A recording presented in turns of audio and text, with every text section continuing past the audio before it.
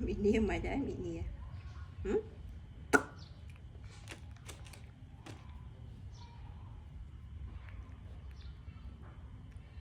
Chứ hồi lâu chơi một biêm ná nè.